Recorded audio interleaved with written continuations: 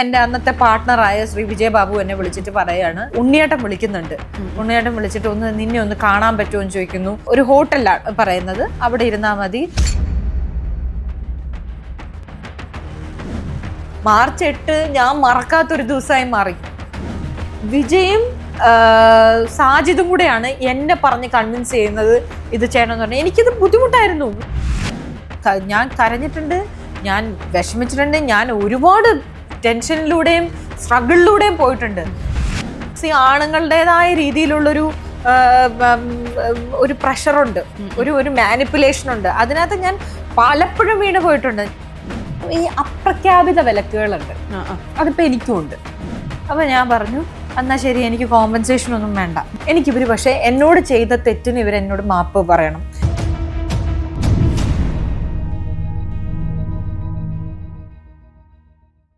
ഇപ്പോൾ ഈ little hertz എന്ന ആ മൂവിയാണ് സത്യം പറഞ്ഞാൽ അതൊരുപാട് ഫിയോക്കുമായിട്ട് പ്രശ്നങ്ങൾ വരുന്നു. അപ്പോൾ അങ്ങനെ പ്രൊഡ്യൂസേഴ്സ് അസോസിയേഷനോ അതോ ഫെഫ്കെ ഒക്കെ പറഞ്ഞ 1-2 വിഷയങ്ങളിൽ എപ്പോഴും സാന്ദ്ര തോമസിന് അനുകൂലമായിട്ടുള്ള നിലപാട് മാത്രമേ എടുത്തിട്ടുള്ളൂ എന്നാണ് അവർ പറയുന്നത്.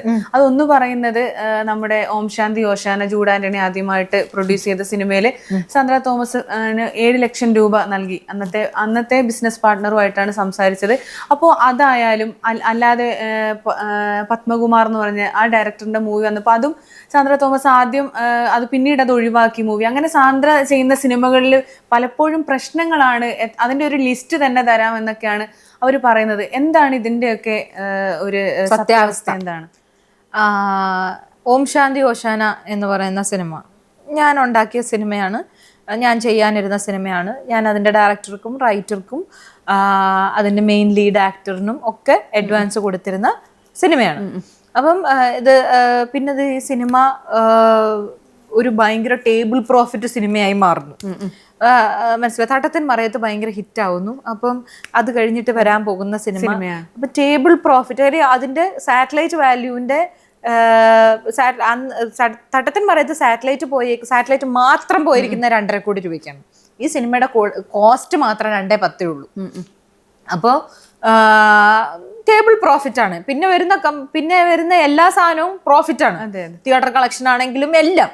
അപ്പം ഈ പ്രോജക്റ്റിന്റെ വാല്യൂ മനസ്സിലാക്കി ഈ പ്രോജക്റ്റ് ഒരാൾ അടിച്ചു മാറ്റാൻ ശ്രമിക്കുന്നു, ആൻഡോ ജോസഫ് ചെയ്യുന്നു. അപ്പൊ ഞാനിത് പ്രൊഡ്യൂസേഴ്സ് അസോസിയേഷനിൽ കൊണ്ടുപോയി കംപ്ലൈന്റ് കൊടുക്കുന്നു. കംപ്ലൈന്റ് കൊടുത്തു കഴിഞ്ഞപ്പോൾ ഈ അദ്ദേഹം അതിൽ നിന്ന് പിന്മാറി. ഈ ശ്രീ ആൻഡോ ജോസഫ് അതിൽ നിന്ന് പിന്മാറി. പ്രശ്നം എന്ന് കണ്ടപ്പോ പുള്ളി പിന്മാറി. ഇപ്പൊ പോലും പുള്ളി മുന്നോട്ട് വരുന്നില്ല. പ്രശ്നം എന്ന് കേട്ടാ പുള്ളി ഓടും. അപ്പം പുള്ളി അതിൽ നിന്ന് പിന്മാറി കഴിഞ്ഞ് കഴിഞ്ഞപ്പം ഇത് ആർക്കും വേണ്ടാതെ അവിടെ ഇരിക്കുകയാണ്. മനസ്സിലായി, ഇവര് ബുദ്ധിമുട്ടിലായി. അപ്പൊ ഇവർക്കിത് എങ്ങനെയല്ലേ ചെയ്യാം. അപ്പൊ ഈ പ്രോജക്റ്റിന് വാല്യൂ ഉള്ളത് കൊണ്ട് തന്നെ കുറച്ച് നാൾ അനക്കൊന്നുമില്ല. പെട്ടെന്ന് ഞാൻ കാണുകയാണ്, അന്ന് ഈ സിനിമയുടെ പേര് ഓലക്കുടിയും കുംഫു പാണ്ഡേയും എന്നായിരുന്നു. അപ്പം പെട്ടെന്ന് ഞാൻ കാണുകയാണ് ഓം ശാന്തി ഓശാന എന്നും പറഞ്ഞുകൊണ്ട് ഒരു പോസ്റ്റർ വന്നിരിക്കുന്നു. അതിനകത്ത് പ്രൊഡ്യൂസേഴ്സ് അസോസിയേഷന്റെ വൈസ് പ്രസിഡന്റ് ആണ് ഇത് പ്രൊഡ്യൂസ് ചെയ്യുന്നത്. അപ്പൊ ഞാൻ ഇത് എന്ത് ന്യായം? അപ്പൊ ഞാൻ വിളിച്ചു ചോദിക്കുമ്പോൾ പറയാണ്, അവർക്ക് സാൻഡ്രയുടെ കൂടെ പടം ചെയ്യാൻ താല്പര്യമില്ല, ഡയറക്ടർക്കും റൈറ്റർക്കും എൻ്റെ കൂടെ പടം ചെയ്യാൻ താല്പര്യമില്ല, അതുകൊണ്ട് ഇത് എടുത്ത്. ഞാൻ പറഞ്ഞത് ശരിയല്ലല്ലോ. ഞാൻ അഡ്വാൻസ് കൊടുത്ത് ഞാൻ ഉണ്ടാക്കിയെടുത്തോണ്ട് ഞാൻ ക്രിയേറ്റീവ് കോൺട്രിബ്യൂഷൻ നടത്തിയൊരു സിനിമ, അത് എൻ്റെ ലൈഫിലെ കുറെ ഇൻസിഡൻസും ഞാൻ പറഞ്ഞു കൊടുത്ത് അതിനകത്ത് ഇൻക്ലൂഡ് ചെയ്തിട്ടുണ്ട്. അത് മിഥുൻ അവിടുത്തെ മീറ്റിങ്ങിൽ സമ്മതിക്കുകയും ചെയ്തു. അപ്പം ഇങ്ങനെ നടത്തിയ ഒരു സിനിമ അതെങ്ങനെയാണ് അവർക്ക് വേറൊരാൾക്ക് അങ്ങനെ കൊണ്ടുപോകാനായിട്ട് പറ്റുന്നത്? ഞാൻ അതിന്റെ പിന്നിൽ ഒരുപാട് നാള് വർക്ക് ചെയ്തിട്ടുണ്ട്. എൻ്റെ വീട്ടിൽ നിന്നാണ് അവർക്ക് ഭക്ഷണം കൊടുത്തുകൊണ്ടിരുന്നത്. അപ്പൊ ഞാൻ ഇപ്പോഴും ആ സിനിമയെ കുറിച്ച് സംസാരിക്കുന്നതിന്റെ കാര്യം അതാണ്. എൻ്റെ പപ്പയ്ക്കും മമ്മിക്കും ഒക്കെ ഭയങ്കര വിഷമം. എന്ന് വെച്ചാൽ എൻ്റെ മമ്മിക്ക് ഞാൻ ചോറുണ്ടാക്കി കൊടുത്തിട്ട് എൻ്റെ മോളോട് തന്നെ അവരത് ചെയ്തല്ലോ എന്നൊക്കെ പറഞ്ഞിട്ട് വിഷമായിരുന്നു. അതൊന്നും മൈൻഡ് ചെയ്യണ്ട, അതൊക്കെ നമ്മുടെ ഫാമിലി പ്രശ്നം. എന്നാൽ പോലും എന്ന് പറയുമ്പോ അത് ഭയങ്കര വിഷമായിരുന്നു. അതുകൊണ്ടാണ് അത് ഇപ്പോഴും ആൾക്കാർ വിചാരിക്കും എന്താണ് ഇപ്പോഴും അതിങ്ങനെ നാഗ് ചെയ്ത് ഇപ്പോഴും പറഞ്ഞുകൊണ്ടിരിക്കുന്നത്. അതിന്റെ കാരണം ഇതാണ്, നമ്മുടെ വീട്ടിൽ നിന്ന് അവർക്ക് ഭക്ഷണം ഉണ്ടാക്കി കൊടുത്തുകൊണ്ടിരുന്നതും അത്രയും ഇതായിട്ട് കണ്ടിരുന്ന ആൾക്കാരാണ് പെട്ടെന്ന് ഇങ്ങനെ ആവുന്നതും. ഇത് പോകുന്നു, ആൽവിൻ ആന്റണി പ്രൊഡ്യൂസ് ചെയ്യുന്നു, എന്നിട്ട് എന്നോട് പറയാണ് നടക്കില്ല, ഇത് അവർ ചെയ്യാണ്, ഇത് ഞാൻ കൊടുത്ത കംപ്ലൈന്റും എവിടെ നിൽക്കുന്നില്ല, ഒന്നുമില്ല. അപ്പോഴാണ് ഒരു രക്ഷയില്ല എന്ന് കണ്ടു കഴിഞ്ഞപ്പം ഞാൻ ഫ്രൈഡേ ഫിലിം ഹൗസ് ഒരു പോസ്റ്റർ ഇട്ടു. ഫ്രൈഡേ ഫിലിം ഹൗസിന്റെ ഷോർട്ട് ഫിലിം ഫെസ്റ്റിവൽ. ഇതില് ഈ ഷോർട്ട് ഫിലിം നമ്മൾ കഥ തരും. ഈ കഥ നന്നായി ഷോർട്ട് ഫിലിമായി ചെയ്തുകൊണ്ട് വരുന്നവർക്ക് നമ്മൾ സിനിമ ചെയ്യാൻ അവസരം കൊടുക്കുന്നു. കഥയുടെ പേര് ഓലക്കുടയും കുംഫു പാണ്ഡെയും. ഇങ്ങനൊരു പോസ്റ്റ് അങ്ങോട്ട് ഇട്ടതും കോള് വരികയാണ്. ആരാന്ന് ഞാൻ പറയുന്നില്ല, ആക്ടേഴ്സിന്റെ കോളാണ് വന്നത് ഫസ്റ്റ്. അപ്പം വന്ന് എന്നോട് പറഞ്ഞു പ്രശ്നം ഉണ്ടാക്കരുത്, കാര്യം കഥ എനിക്ക് വ്യക്തമായിട്ട് അറിയാലോ, എന്റെ കൂടെ കഥയാണ്. അപ്പൊ എന്റെ കൂടെ കഥ എന്ന് പറഞ്ഞാൽ ഞാൻ എന്റെ ക്രിയേറ്റീവ് കോൺട്രിബ്യൂഷനും അതിലുണ്ട്. അതിൽ അഭിനയിച്ച ആളാണോ കോൾ ചെയ്തത്? അല്ല, അത് ഞാൻ പറയുന്നില്ല എന്താണെന്നുള്ളത്. അപ്പം എന്നോട് പറഞ്ഞത് ചെയ്യരുത്, അത് അവരുടെ ലൈഫാണ്, അത് ചെയ്യരുത്. ഞാൻ പറയും എനിക്കും അവർ ഉപദ്രവിക്കണമെന്നില്ല. പക്ഷെ ഞാനൊരു കംപ്ലൈന്റ് കൊടുത്തിട്ട് ഞാൻ 7 മാസമായിട്ട് അനക്കം ഇല്ലാതിരുന്നിട്ട് ഞാൻ എന്നിട്ട് വിളിച്ചു ചോദിക്കുന്നുണ്ട് എന്തായി ഒന്നും ആയിട്ടില്ല എന്ന് പറഞ്ഞിട്ട് ഒന്നും ആയിട്ടില്ല, അവര് പടം ചെയ്യുന്നില്ല എന്ന് പറഞ്ഞ് നിൽക്കുകയാണ്. പടം ചെയ്യുന്നില്ല എന്ന് പറയുന്നിടത്ത് നമുക്ക് എന്ത് ചെയ്യാൻ പറ്റും? അതെ അതെ. അപ്പം അങ്ങനെ നിൽക്കുന്ന സാധനം പെട്ടെന്ന് വേറൊരു പേരിൽ അനൗൺസ് ചെയ്തേക്കുന്നു. അപ്പോഴാണ് ഞാൻ ഇങ്ങനെ ഈ ഷോർട്ട് ഫിലിം ഫെസ്റ്റിവൽ അനൗൺസ് ചെയ്യുന്നത്. ഇത് അനൗൺസ് ചെയ്തപ്പോഴേക്കും ഇവർ ഇതായി പറ്റില്ല എന്ന് പറഞ്ഞ ബഹളമായി. ഓക്കെ, ഉടനെ പ്രൊഡ്യൂസേഴ്സ് അസോസിയേഷനിൽ തന്നെ വിളിക്കുന്നു, ചർച്ചയ്ക്ക് വിളിക്കുന്നു. ഞാൻ ചർച്ചയ്ക്ക് ചെല്ലുന്നു, ഞാൻ കാര്യം പറയുന്നു ഇതാണ്. അപ്പം ഞാൻ പറഞ്ഞു എൻ്റെ ഇങ്ങനെ ക്രിയേറ്റീവ് കോൺട്രിബ്യൂഷനും കൂടെ ഉണ്ടെന്ന് പറയുമ്പോൾ മിഥുൻ പറയുന്നത് അത് ശരിയാണ് എന്ന് മിഥുൻ സമ്മതിച്ചു. ഇതും കൂടെ വന്നു കഴിഞ്ഞപ്പോൾ സിയാദിക്കയും ലിബർട്ടി ബഷീർക്കയും രണ്ടുപേരും അന്ന് അമ്മയുടെ റെപ്രസെന്റേറ്റീവ്സ് ഉണ്ട്, ഫെഫ്കയുടെ റെപ്രസെന്റേറ്റീവ്സ് ഉണ്ട്, പ്രൊഡ്യൂസേഴ്സ് അസോസിയേഷൻ്റെ എല്ലാവരും ഇരിക്കുന്നത്. അതായത് എനിക്ക് തോന്നുന്നു ഇത്രയും വലിയൊരു മീറ്റിംഗ് ഞാൻ ഇതുവരെ ഇരുന്നിട്ടില്ല. അത്രയും എല്ലാവരുടെ റെപ്രസെന്റേറ്റീവ്സും ഇരിക്കുന്ന ഒരു ഇതിലാണ് ഇവര്. പ്രത്യേകിച്ച് സിയാദിക്കയും ബഷീർക്കയാണ് പറയുന്നത് മിനിമം 25 ലക്ഷം രൂപയെങ്കിലും കോമ്പൻസേഷൻ കൊടുക്കണം. കാര്യം ടേബിൾ പ്രോഫിറ്റ് ആയിട്ടുള്ള ഒരു സിനിമയാണ്, ക്ലിയർലി അടിച്ചോണ്ട് പോയതാണ്. അപ്പം 25 ലക്ഷം രൂപയെങ്കിലും കോമ്പൻസേഷൻ കൊടുക്കാതെ ഇത് നിങ്ങൾ ചെയ്യരുതെന്ന് പറയുമ്പോൾ ആൽവിൻ ആന്റണി അവിടെ എല്ലാവരുടെയും മുന്നിൽ വെച്ച് സിയാദിക്കനെ പരസ്യമായിട്ട് തെറി വിളിച്ചുകൊണ്ട് വെളിയിലേക്ക് ഇറങ്ങിപ്പോയി. ഞാനങ്ങും കൊടുക്കത്തില്ല എന്ന് പറഞ്ഞ് ബാക്കി മോശമായിട്ട് പറഞ്ഞിട്ട് പുള്ളി ഇറങ്ങിപ്പോയി. അങ്ങനെയാണെങ്കിൽ പടവും നടക്കില്ല എന്ന് പറഞ്ഞു സിയാദിക്ക. അങ്ങനെയാണെങ്കിൽ ഈ പടവും നടക്കില്ല, കോമ്പൻസേഷൻ കൊടുത്തിട്ട് നിങ്ങൾ ഇത് ചെയ്താൽ മതി എന്ന് പറഞ്ഞു കഴിഞ്ഞപ്പോൾ പ്രൊഡ്യൂസേഴ്സ് അസോസിയേഷൻ സ്ട്രോങ് ആയി, മനസ്സിലായത്, സ്ട്രോങ് ആയിട്ട് പറഞ്ഞു 25 lakhs എങ്കിലും കൊടുക്കാൻ, ടേബിൾ പ്രോഫിറ്റ് ഉള്ള സിനിമയാണ്. അപ്പം എൻ്റെ അന്നത്തെ പാർട്ട്ണറായ ശ്രീ വിജയബാബു എന്നെ വിളിച്ചിട്ട് പറയാണ്, ഉണ്ണിയേട്ടൻ വിളിക്കുന്നുണ്ട്, ഉണ്ണിയേട്ടൻ വിളിച്ചിട്ട് നിന്നെ ഒന്ന് കാണാൻ പറ്റുമോ എന്ന് ചോദിക്കുന്നു. ഇവിടെ ഒരു ഹോട്ടലാണ് പറയുന്നത്, അവിടെ ഇരുന്നാൽ മതി, മിഥുനും ജൂഡും അങ്ങോട്ട് വരും. പുള്ളിക്ക് ഭയങ്കര പ്രഷർ ഇട്ടിരിക്കുകയാണ്. അതായത് എന്നെ ഇനി സിനിമ ചെയ്യിക്കത്തില്ല, അല്ലെങ്കിൽ ഫ്രൈഡേ ഫിലിം ഹൗസിനെ കൊണ്ട് ഇനി സിനിമ ചെയ്യിക്കില്ല എന്നുള്ള രീതിയിൽ പ്രഷർ ഇട്ടിരിക്കുകയാണ്. അപ്പൊ ഞാൻ പറഞ്ഞു ഞാൻ പോവില്ല, ഞാൻ എന്തിനാ പുള്ളിയെ പുറത്തു പോയി കാണേണ്ട കാര്യം, ഇത് ഓൾറെഡി തീരുമാനമായിരിക്കുന്ന കാര്യമല്ലേ. അപ്പോൾ പുള്ളി ഭയങ്കരമായി പ്രഷർ ഇട്ട എൻ്റെ പുറത്ത്. ഞാൻ പറഞ്ഞു ശരി ഞാൻ പോവാം എന്ന് പറഞ്ഞ് ഈ ഹോട്ടലിൽ പോയി പുള്ളിയെ കാണുന്നു. പുള്ളി എന്നോട് ഇതേപോലെ തന്നെ ഇത് എന്നോട് പറയുന്നു, എന്നെ ഇനി സിനിമ ചെയ്യിക്കില്ല, ഫെഫ്ക ഞാനുമായി സഹകരിച്ച് ഇനി ഒരു സിനിമയും ചെയ്യില്ല, ഇവരെ പടം ചെയ്യാൻ അനുവദിക്കണം. ഞാൻ പറഞ്ഞു എനിക്ക് അവർ പടം ചെയ്യുന്നതുകൊണ്ട് ഒരു കുഴപ്പമില്ല, എനിക്കത് ചെയ്യണമെന്നായിരുന്നു ആഗ്രഹം, അവർക്കിപ്പോൾ എൻ്റെ കൂടെ ചെയ്യാൻ ആഗ്രഹമില്ല, എനിക്ക് എന്ത് ചെയ്യാൻ പറ്റും, പോട്ടെ വേണ്ട ചെയ്യുന്നില്ല. പക്ഷെ ഞാൻ ഇത്രയും നാൾ കഷ്ടപ്പെട്ടതിന്റെ ഒരു വാല്യൂ ഇല്ലേ, ഞാൻ ഇത്രയും നാള് ഇത് ചെയ്തു, ഞാൻ ഇതിനു വേണ്ടി കാത്തിരുന്നു, ഞാൻ പടം മറ്റു പടങ്ങളൊന്നും ഞാൻ ഒരുപാട് ആഗ്രഹിച്ചു, മറ്റു സിനിമ പോലെ. ആ സമയത്ത് മങ്കിപ്പെന്നും സക്രിയയുടെ ഗർഭിണികളും ഉണ്ട്, ആ കൂട്ടത്തിലാണ് ഈ സിനിമയും കൂടെ ഉള്ളത്. അപ്പം ഞാൻ ഈ മറ്റു 2 സിനിമകളെക്കാളും കൂടുതൽ ഏറ്റവും എക്സൈറ്റഡ് ആയിട്ട് നിൽക്കുന്നത് ഈ സിനിമയിലാണ്. അപ്പം പറയുമ്പോ അതിനൊരു കാരണം പറഞ്ഞിരുന്നു, ചെയ്യില്ല, സാന്ദ്ര തോമസുമായിട്ട് പടം ചെയ്യില്ല എന്നൊരു നവാഗത സംവിധായകൻ പറയണമെങ്കിൽ അവരൊരു കാരണം പറഞ്ഞിരുന്നു.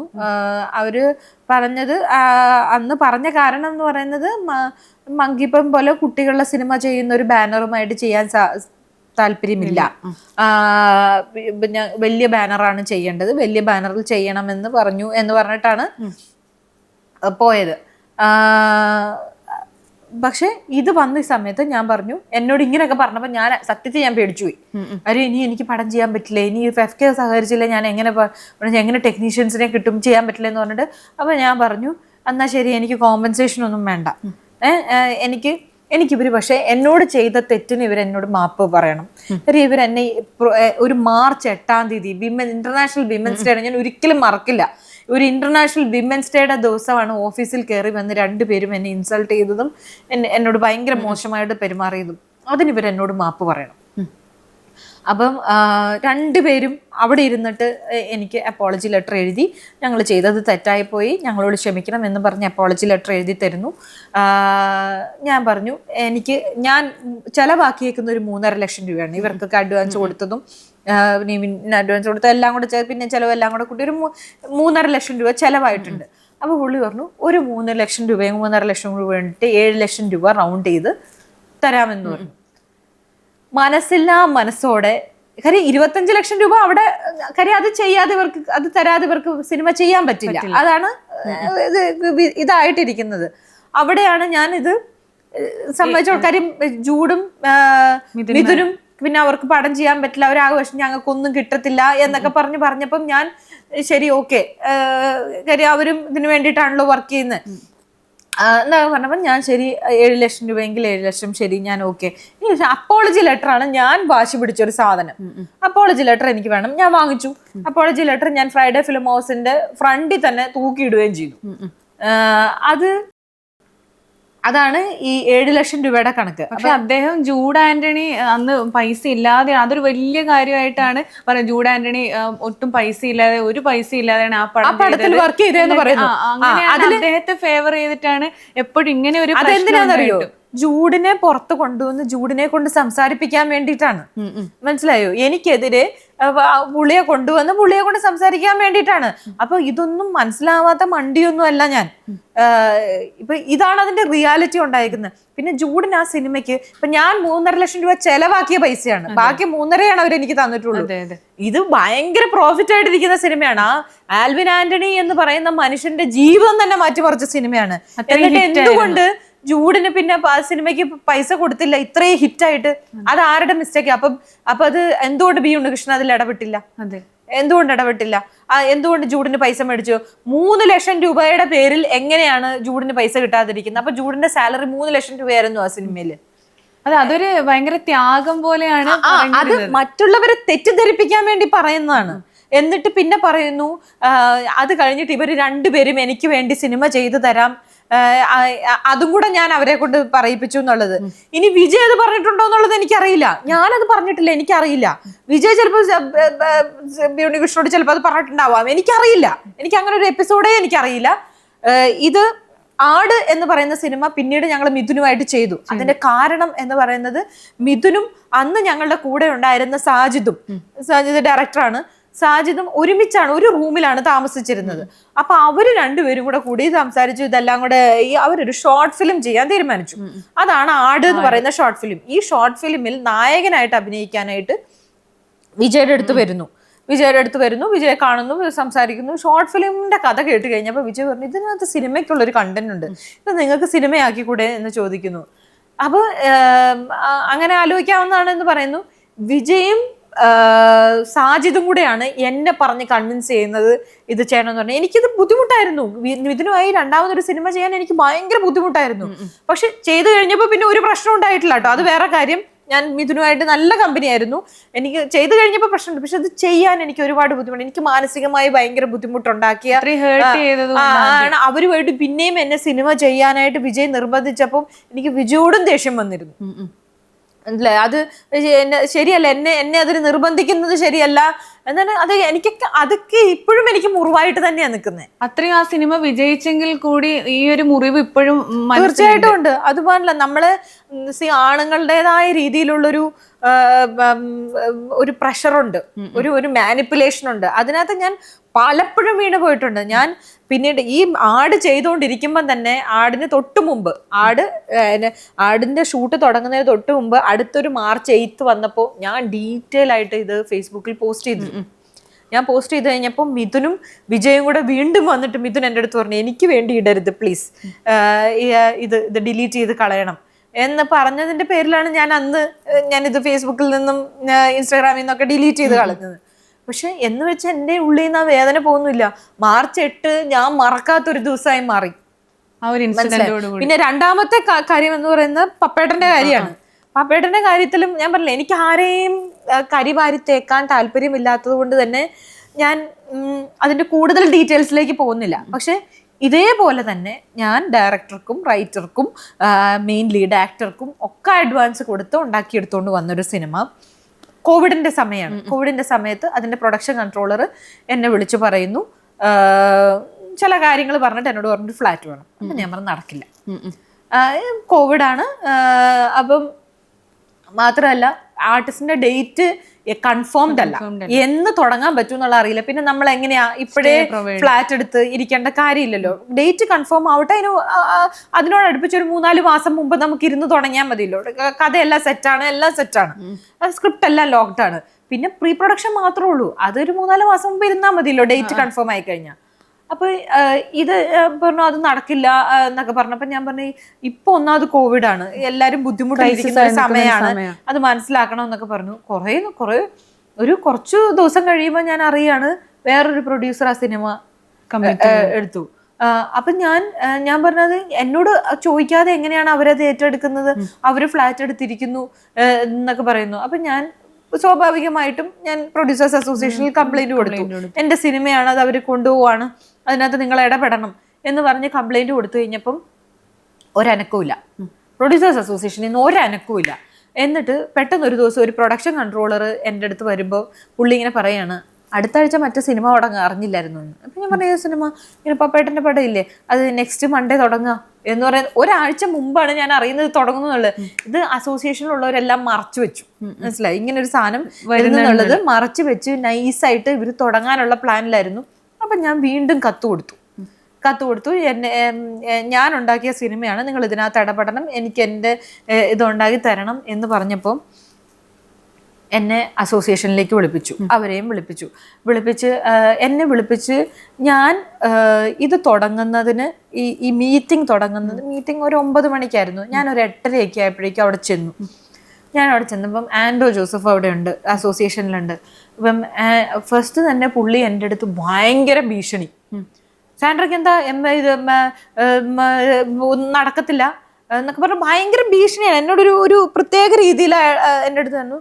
ഞാൻ പറഞ്ഞു, ആൻഡ്രോ ചേട്ടാ എന്നെ ഭീഷണിപ്പെടുത്താൻ വരണ്ട, എൻ്റെ അടുത്ത് ഇത് നടക്കില്ല, ഇങ്ങനെയാണെങ്കിൽ എനിക്ക് കോമ്പൻസേഷൻ കിട്ടി. സത്യത്തിൽ ഞാൻ കോമ്പൻസേഷനെ കുറിച്ചൊന്നും ആലോചിച്ചിട്ട് പോലും ഇല്ല. ഇങ്ങനെയാണെങ്കിൽ എനിക്ക് കോമ്പൻസേഷൻ കിട്ടിയിട്ട് അവർ മുന്നോട്ട് പോയാൽ മതി. അങ്ങനെയാണെങ്കിൽ അപ്പോഴാണ് ഈ 25 ലക്ഷം രൂപ എന്നുള്ളൊരു കാര്യം വരുന്നത്. ഈ 25 ലക്ഷം ഞാൻ പറഞ്ഞു, അങ്ങനെ നിങ്ങളും കൂടെ ചേർന്ന് തന്നെ പറ്റിക്കാനായിട്ടാണ് ശ്രമമെങ്കിൽ ഞാൻ സമ്മതിക്കില്ല.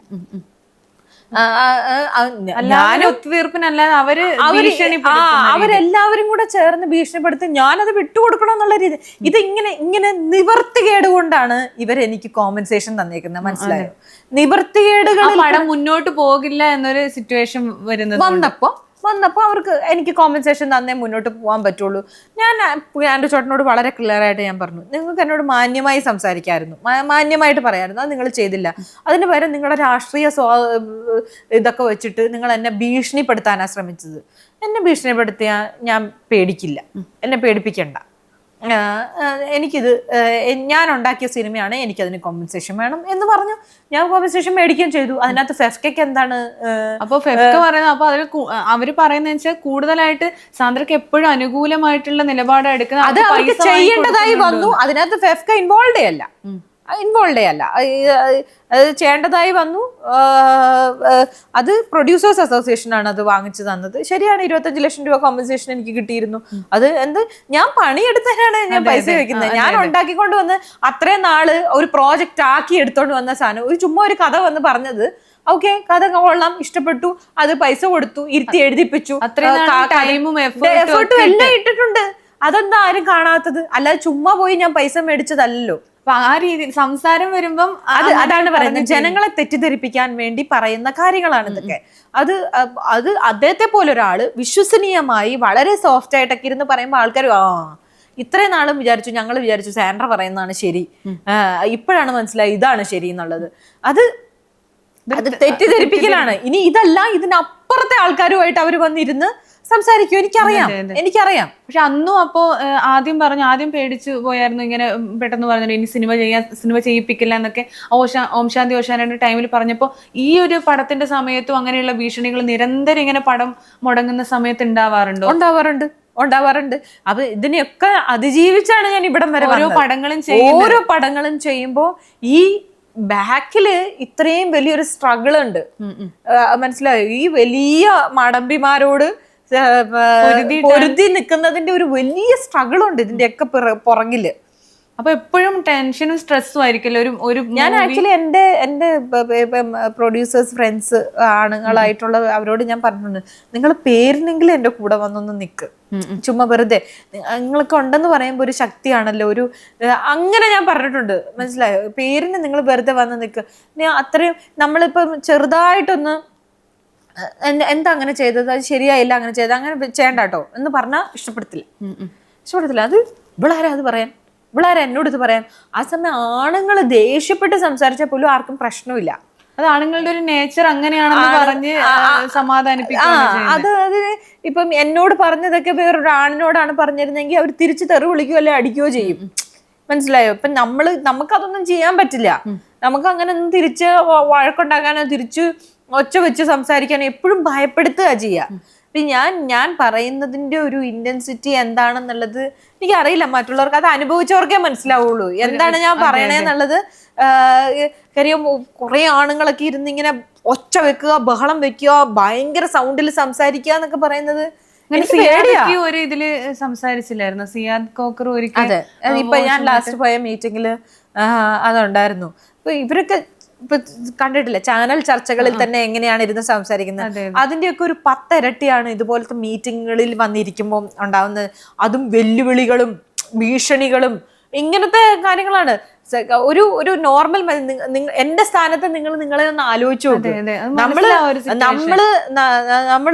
നമ്മള് സ്വാഭാവികമായിട്ടും ചിന്തിക്കും, ഇവരാരാ എന്നെ ഇങ്ങനെ വെല്ലുവിളിക്കാൻ, എന്തിനാണ് ഇത് ചെയ്യുന്നത്, ഞാൻ എന്ത് ചെയ്തിട്ടാണ് എന്നെ ഇങ്ങനെ ഇത് ചെയ്യുന്നത്, നമ്മുടെ സ്വാഭാവികമായ ചിന്തയാണത്. ശരിക്കും ഒരു സ്ത്രീകൾക്കൊരു കരുത്ത് തന്നെയാണ് ചേച്ചിന്നുള്ളത്. കാരണം നമുക്കൊരു ചെറിയ പ്രശ്നം വരുമ്പോൾ നമുക്ക് സത്യമായി നമ്മളൊക്കെ പൊട്ടിക്കരഞ്ഞു. അപ്പൊ ഇത്രയും ഒരു സ്ട്രഗിൾ ഞാൻ പറഞ്ഞിട്ടുണ്ട്.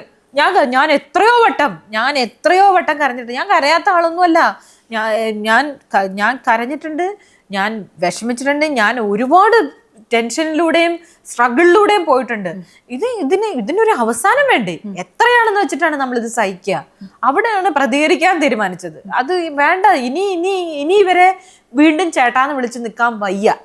അപ്പൊ അദ്ദേഹം തന്നെ ഞാൻ പറഞ്ഞു, സാൻഡ്ര ഈ അടുത്ത കാലത്ത് വരെ എന്നോട് അടുത്ത ബന്ധമായിരുന്നു എന്ന്. എങ്ങനെ അദ്ദേഹം ഒരു ഫെഫ്ക എന്ന് പറയുന്ന ഒരു യൂണിയന്റെ ജനറൽ സെക്രട്ടറി ആയിട്ടിരിക്കുന്ന ഒരു വ്യക്തിയാണ്. അദ്ദേഹത്തെ എനിക്ക് വിളിക്കേണ്ടതായിട്ട് വരും, എന്നെ സഹായം ചോദിക്കേണ്ടതായിട്ട് വരും, പല കാര്യങ്ങൾ അങ്ങോട്ടും ഇങ്ങോട്ടും. ഞാൻ സിനിമ ചെയ്യുന്ന ഒരാളല്ലേ, സംസാരിക്കേണ്ടതായിട്ട് എന്ന് വെച്ചാൽ അദ്ദേഹമായിട്ട് യാതൊരു വ്യക്തിപരമായി യാതൊരു അടുപ്പവും എനിക്കില്ല. ഇങ്ങനെ കാര്യങ്ങൾ സംസാരിച്ചിട്ടുണ്ട്. അപ്പൊ ഒരു നിലപാട് സത്യസന്ധമായിട്ട് എടുക്കുന്നില്ല. അതാണ് ഈ പൊരുത്തക്കേടുകളും പ്രശ്നങ്ങളും ഉണ്ടാവാനുള്ള കാരണം. ഒരു സ്ത്രീ അവർക്ക് ലാഭമുള്ള കാര്യങ്ങൾ മാത്രം. ഇപ്പൊ ഒരു ഇഷ്യൂ വന്നാൽ തന്നെ ആ ഇഷ്യൂവിനെ അവർ കാണുന്നത് ഈ കുളം എങ്ങനെ കലക്കി അവിടുന്ന് മീൻ പിടിക്കാന്നുള്ളതാണ്. എനിക്കുള്ള മീൻ എങ്ങനെ കിട്ടും എന്നുള്ളതാണ് എല്ലാവരും കാണുന്ന ഒരു കാര്യം എന്ന് പറയുന്നത്. ഒരു പ്രശ്നം വന്നാൽ ആ പ്രശ്നം വന്നാൽ അതും ഒരു പ്രൊഡ്യൂസറാണ്, ഇവരും നിർമ്മാതാക്കളാണ്. ഈ പറഞ്ഞ ശ്രീ ബി ഉണ്ണികൃഷ്ണൻ അടക്കം എല്ലാവരും നിർമ്മാതാക്കളാണ്. അപ്പൊ ഒരു നിർമ്മാതാവിന്റെ മനസ്സെന്താണെന്ന് അവർക്കറിയാലോ, എന്തൊക്കെ സ്ട്രഗിളിൽ കൂടെയാണ് പോകുന്നതെന്നുള്ളത് അറിയാലോ, എങ്ങനെയാണ് ഒരു സിനിമയായി ഇവിടെ എത്തപ്പെടുന്നതെന്നുള്ളത് അവർക്കറിയാലോ. അപ്പൊ അവർക്ക് അതൊക്കെ അത് അറിഞ്ഞുകൊണ്ട് ഇഗ്നോർ ചെയ്യുക എന്ന് പറയുന്നത്. ഇപ്പൊ ലിറ്റിൽ ഹാർട്സിന്റെ സമയത്ത് ഷെയ്ൻ നിഗത്തിനെ നായകനാക്കി ഒരു പടം വെച്ചപ്പോഴാണ് കൂടുതലായിട്ട് പ്രശ്നം വന്നത്. ഷെയ്ൻ നിഗം നായകനായതുകൊണ്ട് ഫെഫ്കയോ പ്രൊഡ്യൂസേഴ്സ് അസോസിയേഷനോ സഹകരിക്കില്ല എന്ന് പറഞ്ഞിരുന്നു. അപ്പൊ ഷെയ്ൻ നിഗം ആയിരുന്നു അതിലെ ഒരു പ്രശ്നം. ഷെയ്ൻ നിഗം പ്രശ്നമായിരുന്നു. അതായത് സഹകരിക്കില്ല എന്ന് പറഞ്ഞിട്ടില്ല അവര്, അത് തെറ്റാണ്. അതിന് ഈ അപ്രഖ്യാപിത വിലക്കുകളുണ്ട്. അതിപ്പോ എനിക്കും ഉണ്ട്, മനസ്സിലായി. അപ്രഖ്യാപിത വിലക്കുകളാണ് ഈ നടക്കുന്നത്. അതായത് പുറത്ത് വന്നിട്ട് പൊതുസമൂഹത്തിനോട് പറയും ഞങ്ങൾക്ക് അവരുമായിട്ട് ഒരു പ്രശ്നവുമില്ല, ഞങ്ങളെല്ലാം ഓക്കെയാണ്, ഞങ്ങൾ ഇവരുമായിട്ട് എന്ത് രീതിയിലും സഹകരിക്കാൻ തയ്യാറാണ്. പക്ഷെ സഹകരിക്കുന്നവരെല്ലാം മുടക്കും പുറകെ കൂടെ. അതാണ് അതുപോലെ ഒരു അപ്രഖ്യാപിത വിലക്ക്. പൊതുവെ പറയും ഷൈനികത്തിന് ഒരു വിലക്കും ഇല്ലെന്ന്, പക്ഷെ ഇങ്ങനെ പറയുമ്പോൾ അതൊരു വിലക്ക് തന്നെയല്ലേ? അതെ അതെ, സിനിമാക്കാർക്കിടയിൽ അവരെ അടിച്ചമർത്താനുള്ള ഒരു വിലക്ക്. അത് ഇന്നും ഇന്നലെയും തുടങ്ങിയതൊന്നും അല്ല. അത് ഇതിനു മുമ്പും എത്രയോ പേര് വിളിച്ചു പറഞ്ഞേക്കുന്നു. തിലകൻ സാറിനെ പോലെയൊക്കെയുള്ള ആൾക്കാർ, വിനയൻ സാറ്, ഇങ്ങനെയുള്ളവരൊക്കെ വിളിച്ചു പറഞ്ഞിട്ടുണ്ട്. വിനയൻ സാർ അവസാനം കോമ്പറ്റീഷൻ കമ്മീഷൻ വരെ പോയി ജയിച്ച് ഇവര് സുപ്രീം കോടതി പോയിട്ടും തോറ്റുപോയി. അങ്ങനെ വരെ വന്നിട്ടുണ്ട്.